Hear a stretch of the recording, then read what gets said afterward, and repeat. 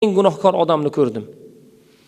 Endi bugun menga eng savobi katta, eng peshqadam, savoblari bisyor odamlar menga ko'rsat deganda Alloh taolo aytdi, falon joyga borasan, falon mahallaga kirasan, falon odam eng savobi ko'p, mag'firat qilingan, umuman nomay a'molida gunohi yo'q o'sha odam. Bordilar. Qarasalarki, kecha dengiz bo'yida ko'rgan o'sha odam. Yuzini tanib olganlar. Kecha dengiz bo'yiga borgan edilar, bugun uyiga boryaptilar. Kechangi chehra.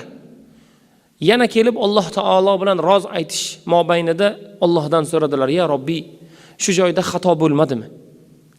Kechagina men senga eng gunohkor odamni ko'rsat dedim, sen o'sha odamni ko'rsatding. Bugun eng savobi ko'p, gunohlari kechirilgan ma'sum odamni ko'rsat dedim, sen yana o'sha odamni ko'rsatyapsan."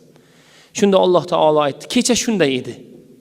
Kecha aslida shunday edi. Ular bolasi bilan dengiz bo'yida sayr qilayotgan vaqtda, bolada endi 5-6 yasharlik, otasidan so'radi: "Ey otajon, mana bu qumni ko'ryapsizmi?" dedi.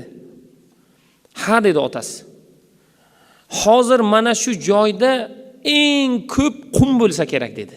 "Eng katta va sanog'i adadi ko'p qum bo'lsa kerak" dedi.